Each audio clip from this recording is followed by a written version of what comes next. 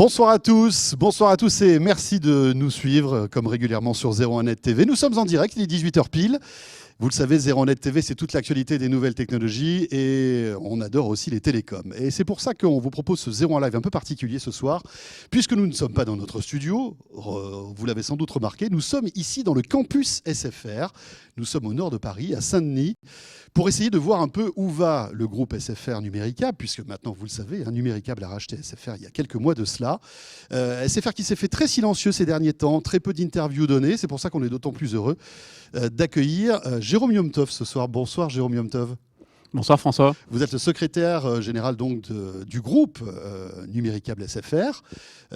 Numéricable qui a racheté SFR donc il y a quelques mois de ça, c'était à la fin de l'année dernière. Est-ce que la cohésion, la digestion de ces deux grands groupes se fait comme vous le désiriez ? Tout se passe bien ? Tout se passe très bien. En tout cas, je suis ravi de vous accueillir ce soir aujourd'hui. On va pouvoir aborder tous les sujets, les nouvelles offres, l'investissement dans les réseaux. Et beaucoup de questions. Beaucoup de questions sur Twitter. Alors, on va en sélectionner quelques-unes. Puisque nous sommes en direct, vous pouvez nous les poser avec le hashtag 01live. Hashtag 01live. On va, avant de parler de nouvelles offres, parce que là, on a quelques petits scoops ce soir. On va découvrir de nouvelles offres signées RED, parce qu'il faut savoir que SFR est la marque, on va dire, emblématique du groupe, mais il y a aussi la marque low cost qui s'adresse plutôt aux digital natives, comme on dit, c'est comme ça qu'on dit. Voilà, les jeunes. Et donc, il y a pas mal de nouveautés concernant RED. On va en parler dans un instant. Mais on va commencer peut-être par un tweet parce que, je le disais, il y en a eu beaucoup. Et on va commencer par la couverture de la 4G. Parce que là, il y a un vrai problème quand même, visiblement, Jérôme Yomtov. Le réseau d'SFR a toujours été l'un des meilleurs réseaux. Mais il se trouve que depuis un certain temps, pas mal de clients se plaignent que le réseau est moins bon, que la 4G ne passe pas partout, qu'on n'arrive pas à passer d'appel. On a eu pas mal de messages, notamment d'un auditeur qui nous disait qu'à Marseille, c'était moins bien qu'avant, alors qu'on sait que la communauté des abonnés SFR est assez importante. Et nous avons par exemple ce tweet de Jounin qui nous a envoyé ça avec le hashtag 01live. Pourquoi la couverture 4G de SFR ne décolle pas? Seulement 3341 supports actifs en 4G pour SFR, 7591 pour Orange, 6665 pour Bouygues, sans parler de Free qui vous a dépassé en support actif de 4G. Vous investissez pas dans la 4G en ce moment? Qu'est-ce qui se passe? On n'arrête pas d'investir. Vous avez raison, il y a eu quelques questions. C'est bien normal. Pendant 2 ans, SFR était globalement à l'arrêt du fait de la cession par son ancien actionnaire. Et numérique Vivendi. Du groupe Vivendi. Nous sommes arrivés il y a maintenant 6 mois. Notre seule stratégie est d'investir massivement dans la fibre et la 4G. Donc là, c'est reparti. C'est reparti. Il y a quelques mois, on était à moins de 40% de couverture 4G. Aujourd'hui, on est déjà à 55% de couverture 4G. Vous voulez dire par là que Vivendi vous a laissé un peu un bateau ivre, sans plus trop d'investissement, alors que c'était le moment qu'il fallait investir pour justement avoir une couverture 4G qui soit honorable. Donc là, vous rattrapez un retard, c'est ça? Exactement. Là, on est en phase d'investissement massif. Et grâce à la fibre que nous apportons au réseau fibre, nous allons pouvoir accélérer la couverture 4G, évidemment. Mais pourquoi il y a autant de différences entre les supports actifs, par exemple de Bouygues, même de Free qui vous a doublé? Pourtant, vous avez les rênes d'SFR depuis quelques mois. On a l'impression que Free déploie la 4G plus vite que vous. Alors, ça n'est pas exact. Aujourd'hui, notre couverture 4G est bien supérieure à celle de Free. Ce qu'il faut voir, c'est que les supports, les antennes sont toujours présentes, mais elles ne sont pas encore toutes équipées en 4G. SFR aujourd'hui, c'est 17 000 antennes en France, et nous allons les raccorder, les équiper progressivement en 4G. D'accord. Donc pour avoir de la 4G, il faut de la fibre, c'est ça, hein, c'est le nerf de la guerre, ou alors du très très haut débit. Donc là, il va falloir que vous investissiez sur toutes les infrastructures. Il faut emmener la fibre jusqu'à l'émetteur qui va émettre en 4G. Alors, ça exactement, François, ça c'est un point très important. Nous construisons un réseau convergent fibre et 4G. Aujourd'hui, les terminaux sont déjà convergents. Si vous regardez un smartphone, ce smartphone, il est déjà convergent. Quand vous êtes en dehors de chez vous, il est en 4G, et à l'intérieur de chez vous, il est en Wi-Fi. Bien sûr, ouais. Donc les terminaux sont déjà convergents, les réseaux ne sont pas encore convergents. Donc nous, notre stratégie et nos investissements, c'est de faire un réseau convergent fibre et 4G. D'accord. Quid de la marque, des marques? Parce que là, on voit, il y a Numéricable SFR. Il n'y en aura plus qu'une à terme. SFR va croître et faire disparaître Numéricable. Comment voyez-vous cette stratégie? Alors aujourd'hui, on n'a pas encore choisi. Il y a effectivement plusieurs marques. SFR, qui est la marque télécom la plus connue de France, la plus ancienne. Ça fait 25 ans que les Français connaissent SFR. Et Numéricable, aujourd'hui, c'est la marque des services de télévision et de télévision connectée pour l'ensemble du groupe. D'accord. Donc aujourd'hui, pour tous ceux qui ont une offre numéricable, ils ont aussi du SFR en fait. Bien sûr, c'est ça. bien sûr. Ceux qui ont une offre numéricable, une box numéricable, ils peuvent avoir du SFR en mobile. Et réciproquement, si je puis dire, ceux qui ont une box SFR ont des services de télévision numéricables. On va juste un mot sur, sur Bouygues Télécom, parce que j'ai une question de X-Lion sur Twitter qui nous dit: où en est-on avec la mutualisation du réseau avec Bouygues? Est-ce qu'il y a vous avez déjà lancé votre mutualisation? Et puis après, j'aurai une deuxième question sur l'échec du rachat de Bouygues Télécom qui s'est déroulé il y a peu de temps. La mutualisation a commencé avec Bouygues Télécom. Est-ce que vous pouvez nous expliquer ce que c'est? Oui, bien sûr, la mutualisation a commencé. Et d'ailleurs, je pense que les premières antennes, le réseau mutualisé, d'ici la fin de l'année, on aura déjà des premiers allumages d'antennes. Alors, pour l'instant, ce n'est pas encore effectif. Ah ben, les équipes des deux entreprises travaillent ensemble. Après, il y a les travaux sur le terrain à faire. L'idée, c'est que, vous pouvez nous réexpliquer ce que c'est que sur certaines zones qui sont moins denses, pas les grandes villes, vous allez vous partager comme ça des plaques des régions de France. Exactement. L'idée, c'est de construire le réseau le plus performant en France, en dehors des très grandes villes. En dehors des très grandes villes, nous allons construire un seul réseau qui sera commun à Bouygues et SFR pour amener la meilleure qualité de service et la meilleure couverture. Bon, alors visiblement, cette mutualisation va se poursuivre parce que vous n'avez pas réussi à racheter Bouygues Télécom. C'est que partie remise, à votre avis? La consolidation du marché, c'est pour vous, SFR Numéricable, 3 opérateurs et non 4? Aujourd'hui, on est vraiment maintenant dans une stratégie, comme on dit en anglais, de stand-alone. Donc on va continuer à investir massivement sur les réseaux en fibre et en 4G. Pas de nouvelles offres à Martin Bouygues pour racheter Bouygues Télécom? Aujourd'hui, on est concentré pour faire des nouvelles offres aux consommateurs. Oui, parce que visiblement, vous avez été un peu vexé, non? On a l'impression que cette offre de Francis Bouygues a été vue un petit peu comme ça, rapidement, que vous aviez fait que la stratégie n'était pas bonne, que tout n'était pas bouclé, visiblement. Après, vous avez expliqué que justement, vous aviez tout étudié, donc il n'y a pas une excellente entente, non, visiblement, entre les deux? Non, aujourd'hui, on est vraiment concentré pour parler du consommateur et de nos services. Jérôme Yomta, vous parlez de l'investissement. SFR investit combien à peu près chaque année pour justement accélérer votre développement, votre couverture mobile et la fibre? Alors, c'est des montants extrêmement importants. On investit entre 1,5 milliard et 2 milliards d'euros par an. Donc, ça fait partie des plus grands chantiers d'infrastructure aujourd'hui en France. On parle souvent des chantiers de transport, parce qu'évidemment, c'est ce qui frappe les esprits de TGV ou de nouveaux aéroports. Enfin, le chantier de la fibre et de la 4G fait partie des chantiers très importants. Ben oui, en fait, on le disait tout à l'heure quand on préparait cette interview, c'est un peu comme si, à l'époque, EDF s'amusait à électrifier en fait tout le pays. C'est ça, hein, il faut du réseau, il faut créer des réseaux partout. En fait. Exactement, là c'est pareil, il faut équiper tous les Français.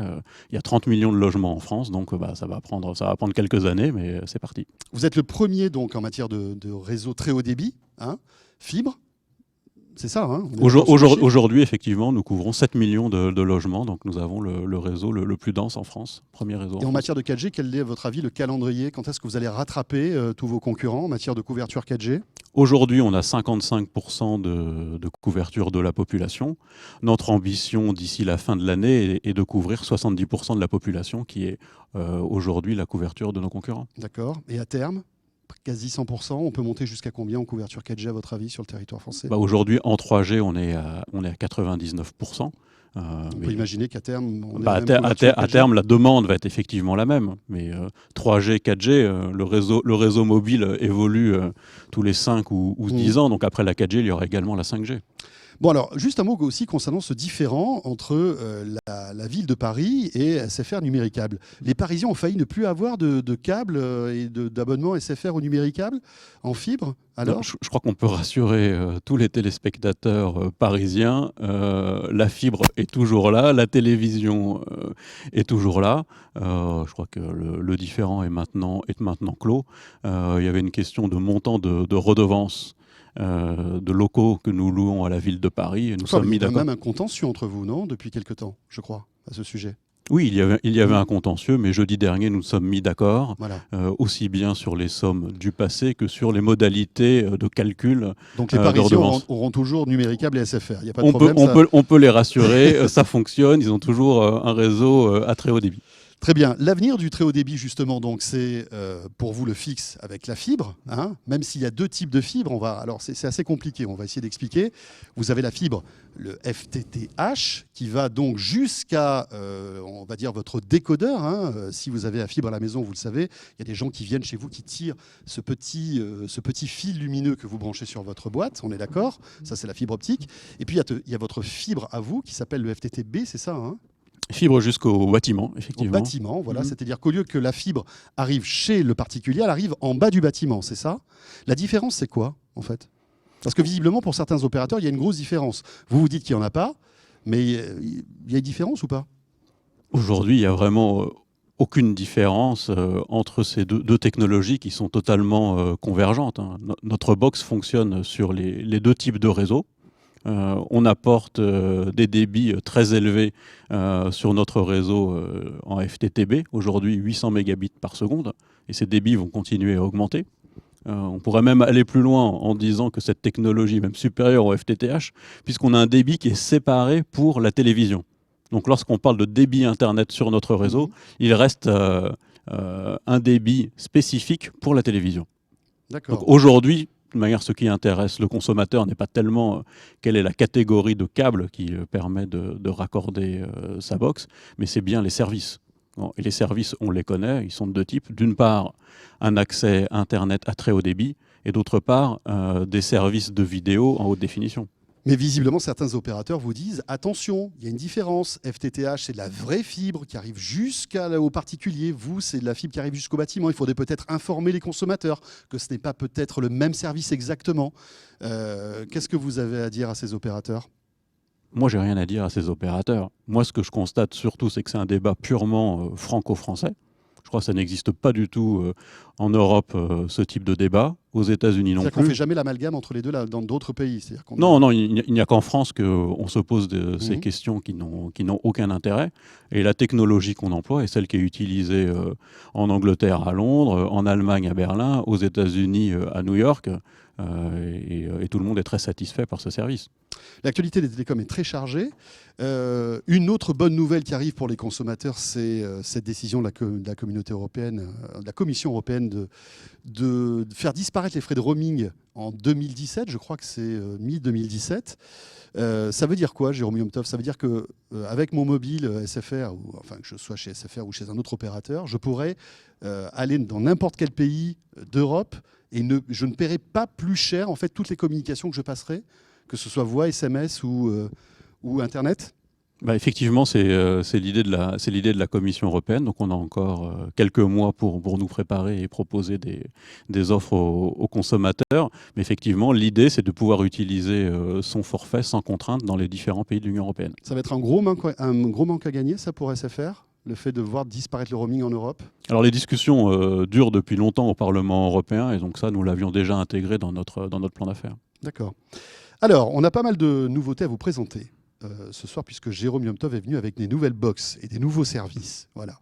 Donc vous allez les découvrir en avant-première, en exclusivité sur 01net TV. On va peut-être commencer par cette petite boîte et parler d'une marque qui prend de l'ampleur. Il s'agit de Red. On s'est rendu compte qu'avec l'arrivée de Free Mobile, eh bien, les opérateurs, on va dire historiques, traditionnels, avaient créé de nouvelles marques, plus, j'allais dire low cost, mais c'est pas tout à fait le mot. C'est-à-dire que c'est des marques, voilà, un petit peu plus branchées, un petit peu plus jeunes, qui dénotaient par rapport à Bouygues Télécom, Orange ou SFR. Bouygues a BNU, Orange a lancé Soch, et vous, donc, vous avez lancé Red. Red, c'est quoi en fait? C'est vraiment le réseau pour ceux qui veulent faire des économies, mais qui veulent avoir malgré tout du service? Alors Red, ça a été lancé sur du mobile pour une offre qui est uniquement disponible sur Internet, mais c'est également aussi maintenant la fibre optique. Donc ce n'est pas uniquement pour faire des économies, mais c'est plutôt aujourd'hui ce que nous annonçons, c'est une offre sur mesure. Et ça, c'est vraiment quelque chose qui est très nouveau sur le marché français. Ce n'est pas un package tout intégré avec 300 chaînes, deux disques durs et plusieurs tuners. C'est vraiment une offre sur mesure avec des services à la carte. D'accord. Ça veut dire que je vais payer un prix plancher, pour avoir un minimum de services, d'accord? Et je vais pouvoir rajouter des petites options qui vont correspondre à ce dont j'ai envie. Alors oui, mais je n'aime pas votre expression minimum de service. En tout cas, c'est maximum de qualité. Ça, c'est un point qui est très important. Le réseau qu'utilise RED, c'est le même réseau qu'utilise SFR, aussi bien pour la fibre que pour la 4G. Effectivement, il y a un socle de départ, qui est l'accès Internet et les chaînes de la TNT en HD. Et dessus, on va pouvoir ajouter différents services à la carte en fonction du besoin de l'abonné. Alors, exemple, donc là, je m'abonne à ce service donc, de RED by SFR, mais pour la maison. Donc, je vais avoir un modem qui va me donner de l'Internet, d'accord, à 100 mégas. Internet 100 mégas. Voilà, et peut-être qu'après ça évoluera, mais on va en reparler. Et donc, je me connecterai sur le réseau numéricable, on est d'accord, hein? Oui, bien sûr. Sur ce cas précis. Donc, on bénéficie du réseau numéricable, le câble. Et donc, je vais avoir cette petite boîte que je vais louer 2 € par mois, c'est ça? Alors, c'est une boîte à 2 € par mois, effectivement, pour avoir tous les services de télévision connectés. C'est un peu votre Freebox Mini 4K, non? Enfin, sauf qu'elle n'est pas 4K, celle-là. Elle n'est pas 4K, mais il n'y a pas encore de service 4K. Donc, justement, le Un service... petit tacle à Xavier Niel au passage, c'est ça? Pas du tout. Pas du tout. C'est que c'est une offre. Pour vous, c'est trop tôt de lancer la 4K, c'est de la poudre aux yeux? C'est une offre sur mesure. Donc effectivement, on veut proposer des services qui sont disponibles et utilisables dès aujourd'hui. Donc effectivement, sur la 4K, effectivement, la 4K va venir peut-être un peu plus tard chez SFR, mais lorsqu'il y aura des chaînes et des programmes en 4K. Oui, donc la Freebox Mini 4K, c'est trop tôt, quoi, en fait. Pour vous, nous, on avait quand est-ce que vont arriver les offres 4K, à votre avis, chez SFR Numéricable? C'est plutôt la question qu'il faut poser aux chaînes de télévision, donc je vous la pose, François. Quand est-ce que vous ferez des chaînes de télévision 4K en broadcast? Aujourd'hui, il y a assez peu de programmes en 4K. On se rappelle que vous avez été quand même assez punchy à l'époque de la 3D, même si on voit que le résultat n'a pas été très à la hauteur. Justement. Mais vous aviez créé une chaîne 3D, la HD, vous aviez été les premiers aussi à lancer des chaînes autant sur la HD, effectivement, il y a eu des programmes en HD très rapidement. Donc ça, on avait raison de démarrer la HD. Sur la 3D, je crois qu'on s'est un peu brûlé les ailes, donc on apprend aussi du passé. On a été les premiers à lancer la 3D, et au final, il y a eu très peu de programmes en 3D, puis c'était très compliqué avec les lunettes. Donc pour la 4K, elle va venir, mais elle va venir lorsqu'il y aura des programmes. On peut imaginer que ça pourrait être à partir de l'année prochaine, ou ça risque d'être encore trop tôt?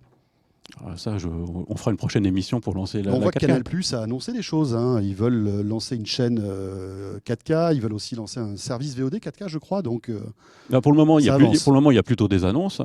Lorsque les chaînes seront là, on sera également présent avec une box 4K. Donc cette petite box, on y revient. Elle ressemble d'ailleurs étrangement à la box fibre, hein, qui est un peu plus grosse, voire beaucoup plus grosse, parce qu'il y a beaucoup plus de composants quand même à l'intérieur. Donc je la branche sur la box, on va dire, qui fait Internet, hein, tout simplement. Et là donc, pour 2 €, qu'est-ce que j'ai en fait comme service? Alors pour 2 €, vous avez le replay. Vous pouvez enregistrer en branchant un disque dur qui n'est pas intégré, donc ça vous pouvez le rajouter. L'accès à la vidéo à la demande et des services de télévision connectés. François, vous avez la télécommande à côté, qui est télécommande biface. Donc là, vous avez tous les services de télévision connectés. L'accès à Internet sur votre téléviseur, et notamment quelque chose qui est utilisé, les services de vidéo comme YouTube sur votre téléviseur. D'accord. Donc ça, alors j'ai 25 chaînes de la TNT, et ça c'est le prix de base. Et si après je veux rajouter, par exemple, je sais pas, je suis fan de sport, je veux du beIN Sport, je veux du cinéma, etc., je vais pouvoir rajouter des options, c'est ça? Exactement. Donc à la carte, là vous pouvez choisir, composer votre bouquet. Vous êtes fan de cinéma, vous prenez ce qu'on appelle le pass cinéma. Idem pour le sport. Si vous voulez vous abonner à beIN Sport pour voir les matchs de foot, vous pouvez vous abonner également à beIN Sport. D'accord. Et donc petit à petit, je vais faire en fait mon offre à la carte. Exactement. C'est une offre sur mesure, et je crois que c'est une vraie demande des consommateurs de ne pas se voir imposer des packages très complets dont ils n'utilisent que 10% du contenu. D'accord. Ça coûte combien? Parce qu'on n'a pas parlé du prix. Alors au total, c'est 29,99 € pour le modem qui fait l'accès à Internet à 100 mégas et les chaînes de la TNT. Et ensuite, vous ajoutez 2 € pour le décodeur TV. On est un petit peu plus cher que Free, non? Visiblement. Mais il y a la fibre. Oui, il y a la fibre. Il y a la fibre. D'accord. Oui, alors que l'offre de Free réservée En fait, elle est réservée. J'ai un petit trou. Je ne sais plus si c'est que pour la DSL ou si c'est pas valable pour la fibre optique. Petite question. Tiens, puisqu'on parle de box, la question de Dalibor, puisque je vous rappelle que nous sommes en direct, hashtag 01 live. Est-ce que vous allez lancer une box avec Android TV?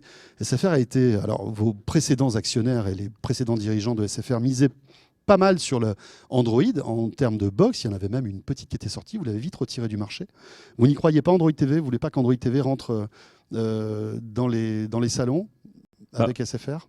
Aujourd'hui, vous voyez l'interface et la box, on souhaite la maîtriser, ça nous paraît quelque chose de très important.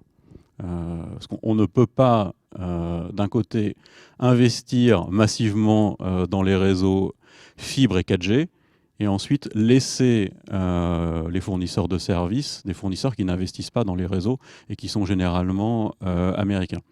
Donc pour nous, c'est très important pour valoriser, rentabiliser ces réseaux, de proposer des services sur ces réseaux. Mais c'est vrai qu'aujourd'hui, de plus en plus de gens se servent de Google, c'est pratique. Alors il y a YouTube sur votre box, il y a plein d'autres services, il y a des jeux, etc. Enfin, il y a plein de services de Google qu'on utilise au quotidien. Même Free a cédé à la tentation avec sa Freebox Mini 4K, donc vous, pour l'instant, c'est pas dans vos plans. Non, pas du tout. Mais on peut utiliser Google à partir de cette box, il n'y a aucun problème. Oui, bien sûr. Pas mal de questions, je le rappelle, sur hashtag 01 live. On a par exemple Lynn qui nous dit une question toute bête. J'ai l'impression que tous les opérateurs sont les mêmes. Quels arguments pouvez-vous me donner pour me convaincre d'aller chez SFR plutôt que chez un autre? C'est une bonne question, ça. Comment vous pouvez vous différencier par rapport aux autres offres? Pour nous, c'est très simple, c'est la qualité de service. Du fait qu'on a de notre investissement massif dans les réseaux, le service d'accès à Internet est aujourd'hui numéro 1. On est leader en qualité de service. Donc ça, pour l'accès à Internet, nous sommes numéro 1. Le meilleur débit, le taux de panne le plus faible. Et de même, pour la télévision, on offre une qualité de télévision incomparable par rapport aux autres fournisseurs d'accès.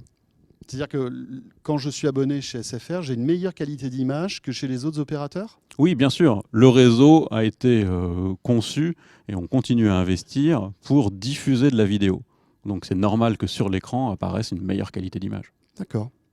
Je vous rappelle que nous sommes en direct, hashtag 01 live. Jérôme Yomtov, le secrétaire général de SFR Numéricable, répond à mes questions et à vos questions aussi. N'hésitez pas, hashtag 01 live sur Twitter.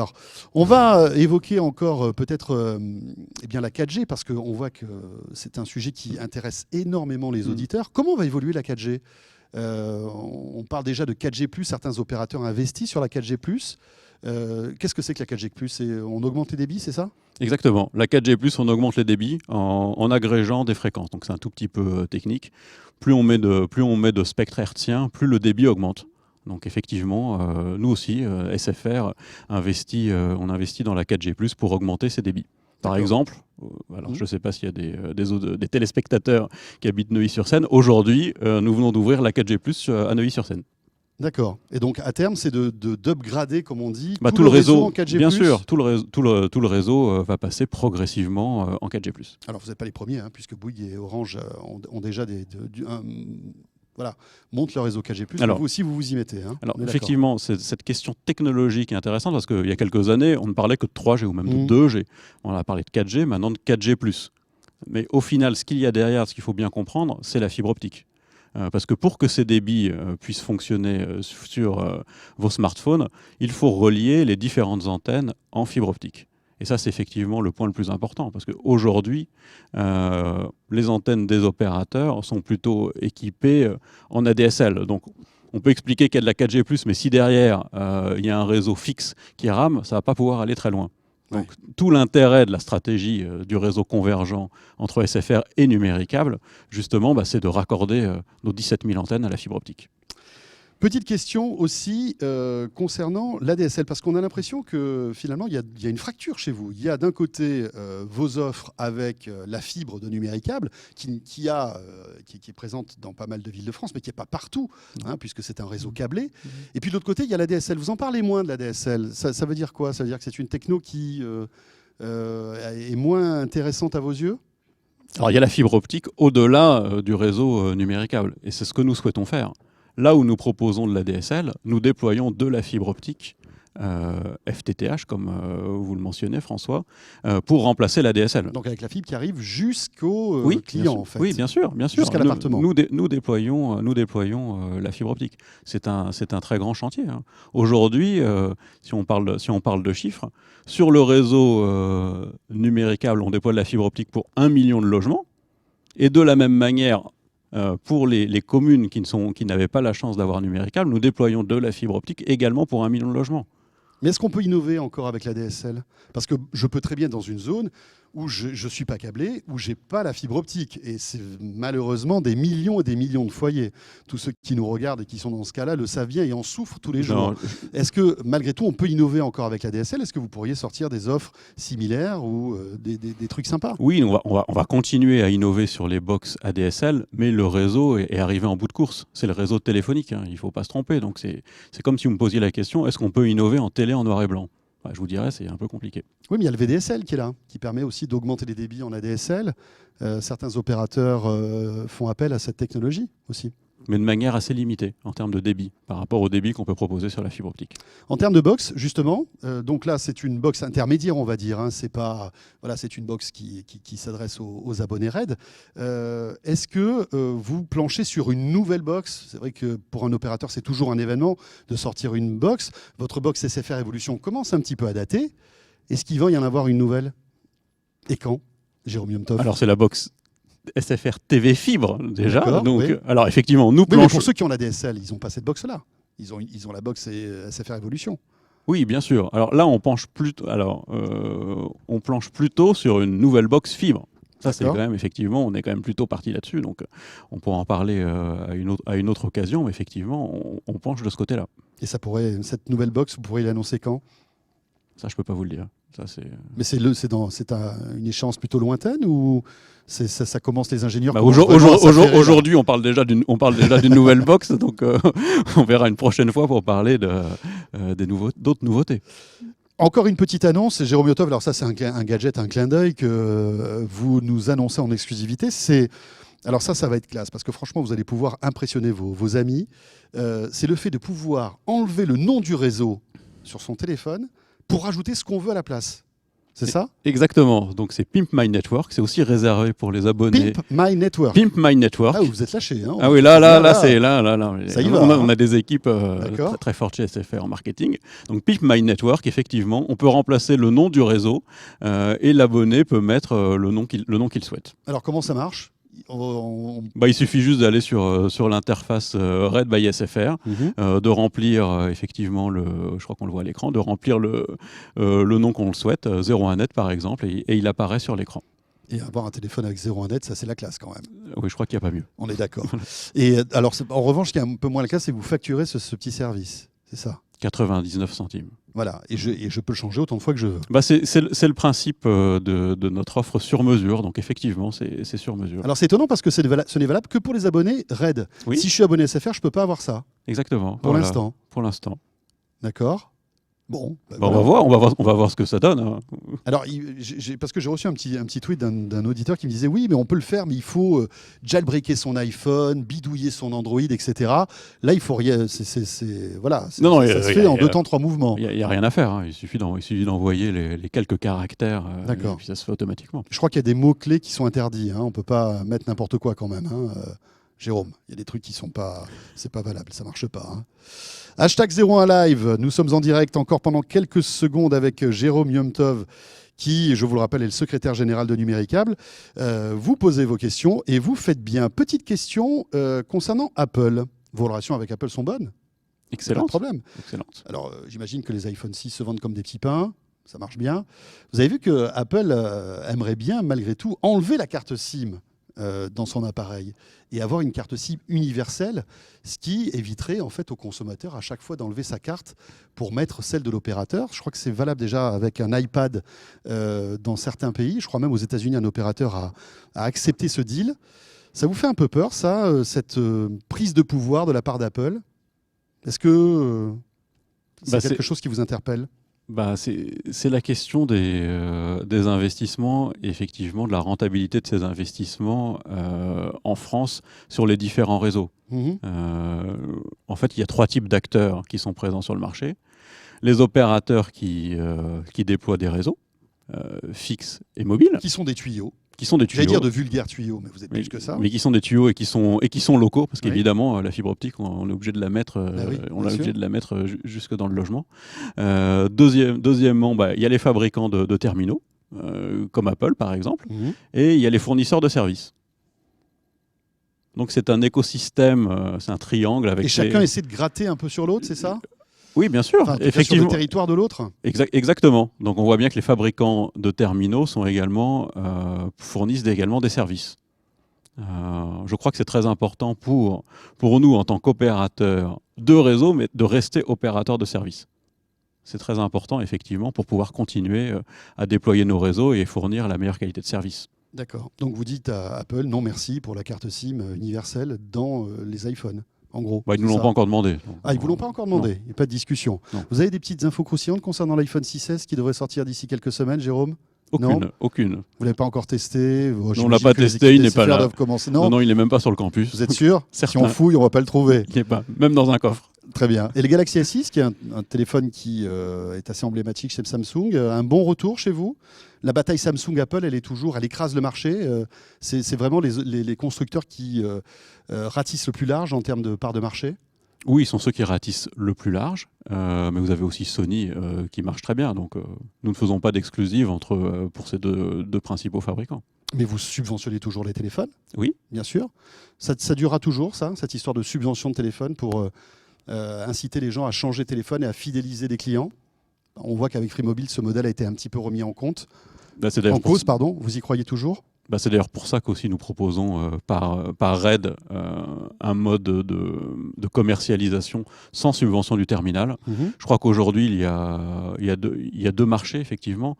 Il y a un marché avec des offres complètes avec subvention du terminal, qui est une part encore importante. Il y a une demande qui est très importante des consommateurs pour la subvention des terminaux. Mais il y a également une partie qui souhaite avoir des offres plus simples, sur mesure, et qui vont chercher leurs propres terminaux. Très bien, merci Jérôme Yontoff, il est 18h32, on a un petit peu débordé, mais on a abordé pas mal de sujets malgré tout, avec donc ces nouveautés que vous nous avez annoncées gentiment en avant-première, donc cette petite box RAID, qui est réservée aux abonnés RAID, et puis la possibilité de pouvoir personnaliser le nom de son réseau, ça c'est quand même la classe. Merci beaucoup de nous avoir reçus dans ce campus SFR, qui s'était fait très silencieux. Vous allez reprendre un petit peu la communication là dans les semaines et les mois qui viennent, parce que c'est vrai que SFR était très silencieux ces derniers temps. Si vous nous invitez, je reviendrai avec plaisir. Bon, pour l'instant, c'est vous qui nous avez invités, donc on a accepté votre invitation et on vous en remercie. Jérôme Yontoff, merci beaucoup. Merci. Voilà pour ce Zéro Live un peu particulier depuis SFR Campus avec pas mal d'infos. Ce Zéro Live est terminé. Je vous souhaite une très très bonne soirée. Vous pourrez retrouver le replay bien évidemment très très vite. Et on se retrouve jeudi soir. Alors attention, j'ai plein de trucs à vous dire. Jeudi soir, nous serons en direct de la boutique Lick à La Défense. Au centre commercial des 4 Temps pour une émission spéciale qui va durer 1 heure.